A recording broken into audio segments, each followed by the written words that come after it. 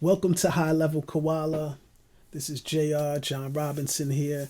And per the first episode, which is really, truthfully just me showing you, my process and how I start beats in Koala. And it was just kind of basic overview.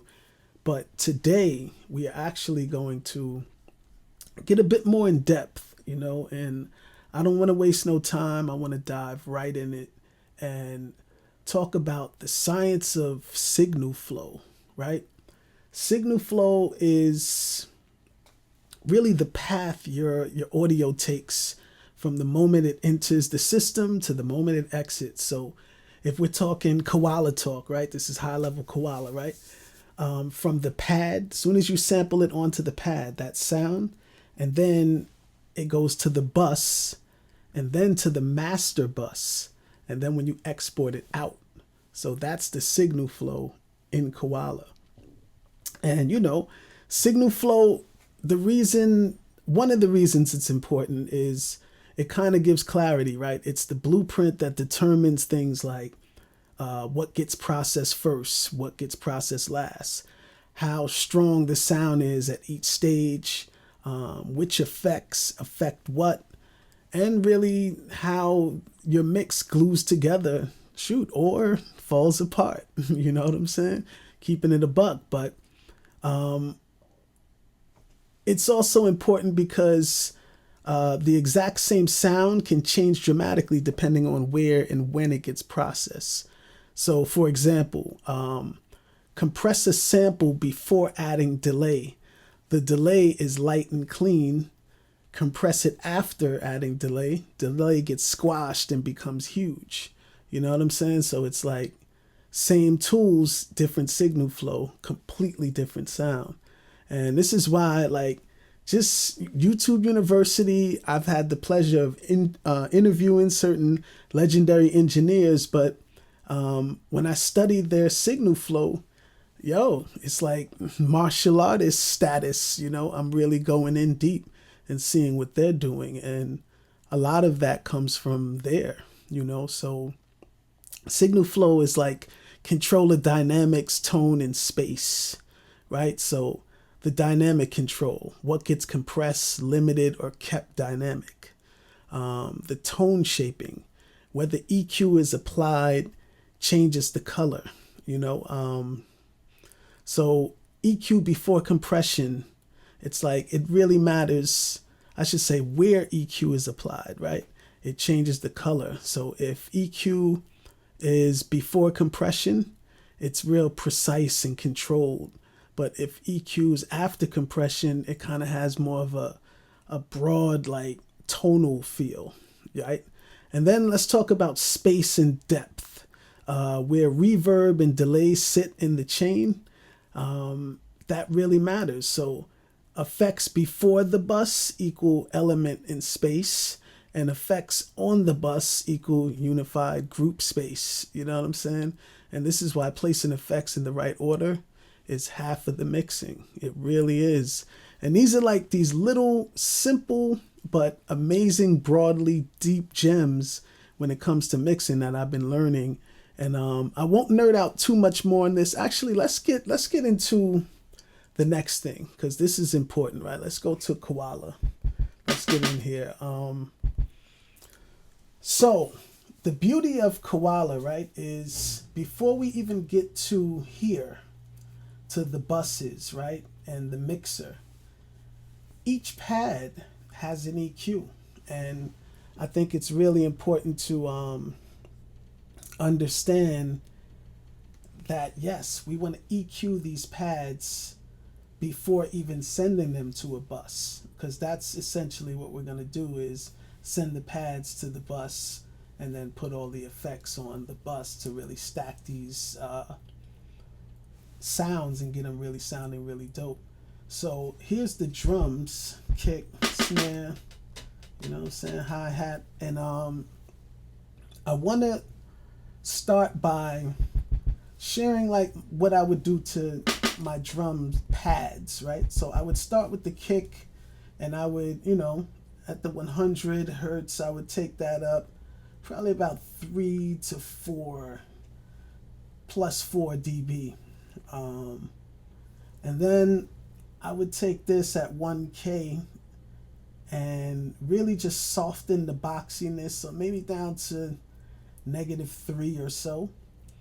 And then here at 10K, you know, this is the kick. The kick don't really need any air, so I would take that down to like -6, and take the air away. And really the goal here with the kick usually for me is I want to tighten the low end, you know. Here I want to remove the mud, so I take that down. That's what that dip is about. And then I want to add some punch, and I feel like the punch comes from, you know, adding that punch up here, but then also taking away that air at the bottom over here at the 10K. And you know, you don't need air on kicks, so remember, boost lows, cut mids, kill highs. That's how it works. When we go to the snare now, on the snare, it's going to be opposite when it comes to over here, 100 hertz. I want to really take that down, let's say -6, and kind of have that high pass there. And then on the 1K, I would bring this up probably like +3 dB. And 10K, I would bring this up probably, shoot, up to +4. Snares do need air. So now what I'm doing here is, my goal is to kind of bring snap, you know what I'm saying? Bring body and just remove that kind of like cardboard tone, you know what I'm saying? And just really bring more air, more brightness, more presence, and a crack, you know what I'm saying? And some rumble too, you know? But yeah, that's the snare settings. So you see. And then hi-hats, I keep it pretty simple. I take this way down to 12. You know what I'm saying? I bring this up, the 1K up, just really to between 1 and 2. And then 10K I bring way up, give that shine and sparkle till about 5.5 or 6. And you know, that's the goal with the hi-hats, is really just to brighten without too much harshness, you know? Remove the lows, lift the highs, and just really just bring some brightness to it. So I'm gonna play the pattern. I should have played it before, but I'll play the pattern I made just so we can listen to what the drums sound like now.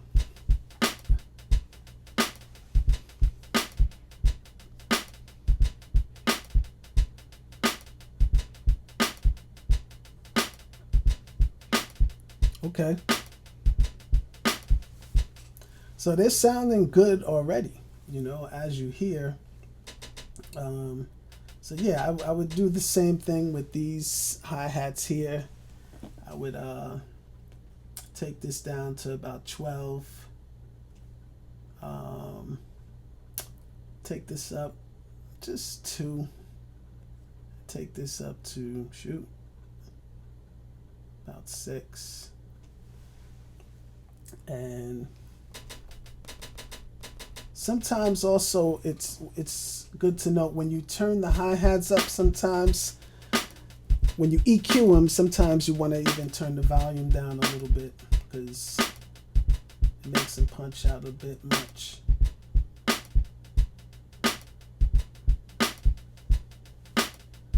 So yeah, that right there, this is the raw pad EQ. You know, I didn't even send it to the bus yet. We did not do anything with the bus. And then I'm going to just really deal with drums today, right? So we're dealing with the drum bus and drums. And I think, yeah, it's just really important to share this with the community, especially because, you know, I've learned a lot. I've learned a lot from different people sharing their YouTube videos, sharing TikTok, sharing Instagram videos, etc.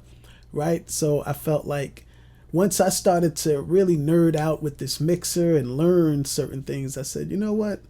I'm gonna share this with the community and, you know, put some people on who really want to nerd out on this level with me. And ultimately, my goal was I got so into using Koala mobily. Initially when I started working with Koala, it was simply working with the SP404 Mark II. I wanted to find a simple mobile way to get stems, and it was like, oh, Koala has stems. Boom. I USB-C'd that to the SP and fell in love with this Koala Sampler on the iPad specifically. And I got so comfortable carrying this iPad around and just kind of creating these cool ideas very quickly too on Koala. But my thing was I couldn't get it to sound good. So I just really dedicated myself to learn the mixer and learn a lot of the effects and really getting good at getting solid sound straight out of the Koala.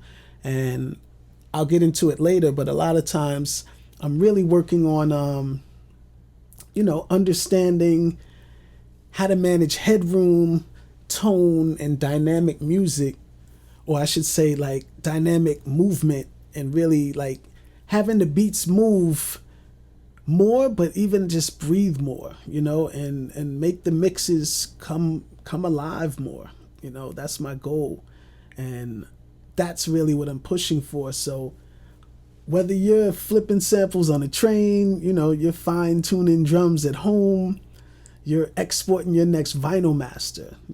I feel like there's going to be something in these tutorials that could help, you know what I'm saying? Because basically our whole goal in this is sonic excellence. I'm on a journey, you know what I'm saying? And I'm learning as we go, but I learned some things that I activated that I feel pretty good about. So that's why I'm here to share.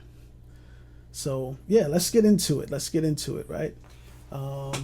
So what I'm going to do, I'm going to play the beat, and then I'm going to go into bus A. Well, you know what? Let's do this.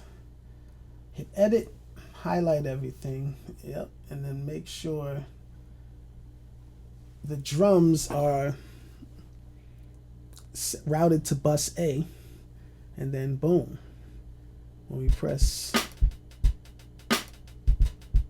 you see the drums are, let me see, are they routed to bus A? Yeah, they are. Okay, no.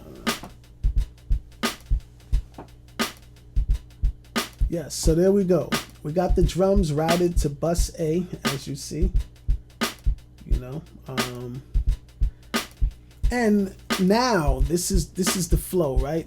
This is where signal flow comes into play as it relates to the different buses, right? So usually, and I'm gonna share my flow. There could be other people who do it different, but let's start with the EQ. Here I'm starting usually on the drum bus. I'm starting with the EQ, and when I'm EQing, I'm not EQing for hype more than I'm EQing for a true sound. You know what I'm saying? It's like sculpting space, not volume. You know what I'm saying? And really like not focusing so much on big sound and hype, and really just true sound. True sound, good sound. So I would go to, 30, I'll take this down to 30 hertz, and a real slight high pass filter, you know what I'm saying? Maybe take it down to -4. And that's really just to clear out some of the rubble or tight low end. So let's play the drums so we can hear the progression. And then I would go back here, and then I would take this to between 250 and 350 hertz, and just a slight dip, maybe down to -3 or so. And that's really to remove that boxy tone from the kick and the drums itself. And now I would take this about 7 to 8K, and give it like a plus 2-3 dB lift, you know, and that's really snare crack, hi-hat brightness, and really if you wanted extra sparkle, you could move that to 10 to 12K and turn it up, you know, 4 dB or something. But yeah, I like how this is sounding right here. So let's do that. And then, you know, with the EQ, that's pretty much, I'll show again. This is kind of what I'm doing here. And yeah, the next, the glue, you know what I'm saying? The EQ itself was more shaping the room, and now the glue, the compressor, that's what I'm putting on next. So on the compressor tip, I'm keeping it simple. I'm going -20 on the threshold, -20 dB. That's really catching strong snare and kick hits, you know what I'm saying? And the ratio, I'm doing 4:1. And that's really to just kind of put a medium glue without killing the transients. You know what I'm saying? It's not overkill on the transients. The attack, I'm gonna turn that to about 25. You know what? Let's do this. Boom. And then the release, I'm gonna go 250 on the release, right? And then it's key to rebuild the overall level. You gotta hit this makeup gain right here, and then boom, look at that. You hear that? I know y'all hear that. I know y'all hear that. Look at that. And that's just compressor. We're not done. We're not done. You know what I'm saying? We're not done. Yeah, don't get too excited. But yeah, the magic word is glue, not clamp. You know what I'm saying? You don't really want to go too crazy and clamp down with the compression. You want to really make it be more of a thing that glues the mixes together. So right now we're gluing the drums together and really giving them that kind of really you know, warm glued feel, not that just really clamped down, you know, overkilled feel. So that's for our attempts here. And then the next thing I would do here on the drums is to get that, like, almost like, you know, call it blaspheme, but that old school SSL Neve glue with character. I feel like I use the combo of the drive and the bit cooker. So, you know, let's put some drive on this. I keep it simple with the drive and do about probably 15 to like 19, let's say 19%. I'll put the HQ on, and yeah, we could leave it at that. I mean, I might turn the drive up to 2.5 actually. You know what I'm saying? And then boom, I'm leaving the drive right there, right? And then I'm going to the bit cooker, and then I'm doing that mix. The mix is on like 25. Yeah, like 25%. Right? You still hear that boom bap. You know what I'm saying? I'll keep the bit at 24 and let it rock. Or you know what? Y'all want them SP drums? SP 1200. You know what I'm saying? I'll turn that down. 12-bit. And then lastly on here, to really stack it, I gotta show it that limiter love. You know what I'm saying? That limiter love. Let's see. I would boom, put that limiter on.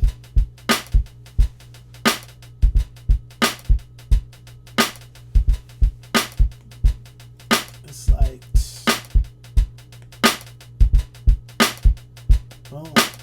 2.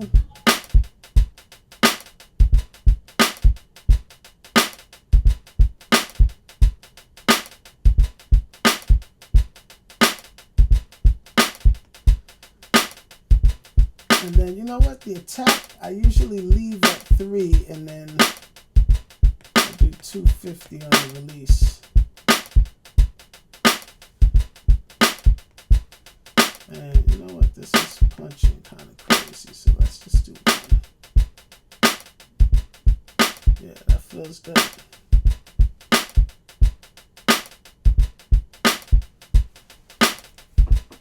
So yeah, it's like, you know, the ceiling control, that's the limiter right there. That's the ceiling control. You know, the drive and the bit cooker is more of like the analog console vibe. You know what I'm saying? And yeah, that's kind of how we're doing that. I'm going to continue the vibes and talk about the bass bus next, right? The bass bus. The bass bus.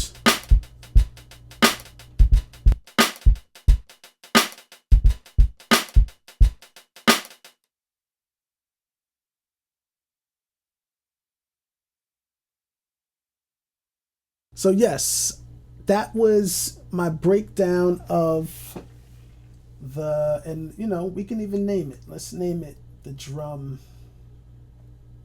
bus. Drums. Boom. All right, so bus A, drums. And you know, I would say this, I didn't just put that there prematurely. Like, it's really about signal flow and where things should be, you know, and in the process of just kind of getting that good sound, right? But also making sure things fall in the place that they should be. So that's where that signal flow really comes in, and I feel like it's important to you know, kind of share that and break that down. So that was a big part of this video, is the signal flow of the bus. And really, you know, next would be the bass. So that's what we'll cover next in the next video. So that would be the bass. C would be the sample. So whatever melodic samples is going on, that would go in bus C. And then usually bus D I reserve for any like special effects I want to use on certain parts only, or adding, you know, special effect voiceovers, or, you know, things like that. So usually I reserve D for special effects add-ons. And then of course the main is the master bus, and we'll go over that too, and what different, you know, stacks I'm using for that, and really getting my sound to take off. But yeah, let's play it again. You know what I'm saying? Let's take this off.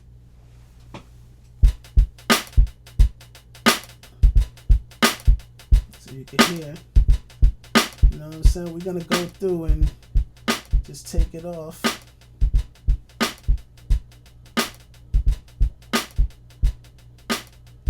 So you can really hear, you know? So let's build it back up.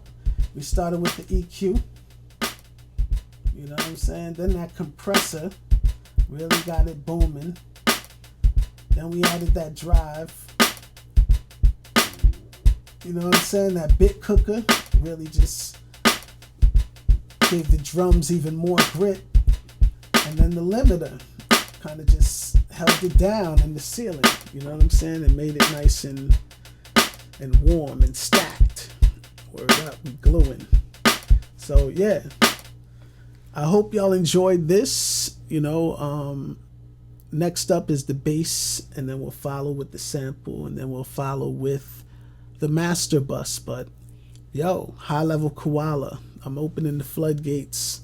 I'm sharing literally some of my direct settings that I'm using. You know, I'm kind of like going off the top and drawing things in, but nah, this is literally my intuitive way of like mixing my drums and bass and getting my beats to sound as good as I could get them. So let's go. High Level Koala, episode 2. You know what I'm saying? The drum bus. The drum bus. Get with this mixer, y'all. This mixer is a powerful mixer. Word up. Shout out to Koala Sampler. Peace.